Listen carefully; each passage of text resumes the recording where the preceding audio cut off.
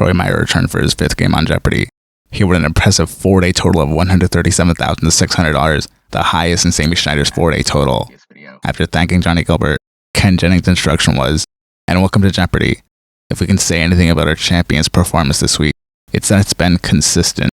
In both Monday and Tuesday's game, Troy Meyer responded correctly to 17 clues in the Jeopardy round, and then 17 more clues in the Double Jeopardy round, both days. And of course, that total of 34 correct responses makes it easy to see how he lost his 4th straight runaway game yesterday. But today's a very important game for Troy. A 5th game would really solidify his spot in the upcoming Tournament of Champions, but I'd imagine Christina and David have a slightly different goal in mind for today's game. One of the categories was "How do I get there?", which I read as "How did I get here?", the talking heads lyric that Mateo got a tattoo of. This city opposite the name-same island, drive north on the I-5 past Seattle, cross the border, and use BC 99A. The answer was Vancouver. Maybe because of Mateo and Ray's recent runs, and especially because of Alex, I always love seeing Canadian questions on Jeopardy! All 3 contestants got a daily double. Troy got the first daily double. He made it a true daily double, got it right, and went to $6,800. Christina has a Swiss passport. That's really impressive. Kind of like Tina Turner, I guess. Name for a town near Wiesbaden. H is for this type of hat seen here. That's a funny hat. Troy buzzed and answered, "What's a Hobart?", which was incorrect. Then Christina buzzed and answered, "What's Hamburg?" Ken told her, "Yes, Hamburg with an M." I heard Troy say Hobart, though. David ended the first round winning $2,000. Christina was in 3rd place at $3,000, and Troy was in the lead at $11,600. Looks like it'll be yet another runaway. Or maybe I'm wrong. David got the first daily double in Double Jeopardy. He made it a true daily double, and the question was easy.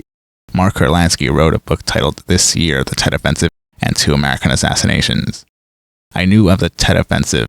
What really gave it away was the 2 American assassinations, Martin Luther King Jr. and Robert Kennedy. What is 1968? That took his score to $9,600. 1947, Where Now Begins, naturally takes note of an invention that year by this Russian gun designer. Christina was then answered, "What's Kloshnikov?" in as best of a Russian accent as she could. I always love these pronunciations from Ken and the contestants. 5. Unbeatability may not be a word, but this one, which basically means that, sure is. I feel bad for Troy. He buzzed and answered, "What's invincible?", which was incorrect.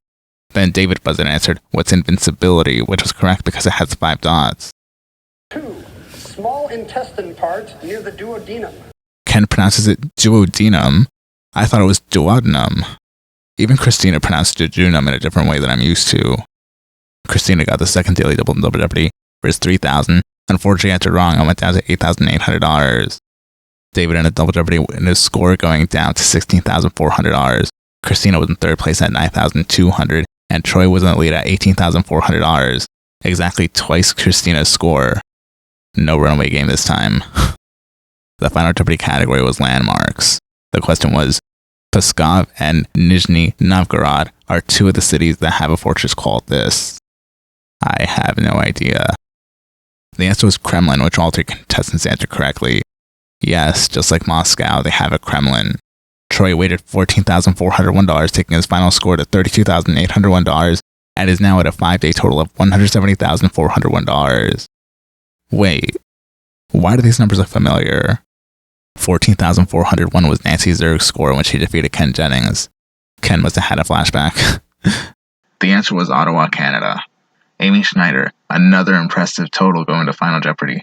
She guessed Amsterdam. She risked $9,000, bringing her final score down to $14,800. She's now at a 5-day total of $170,500. No way.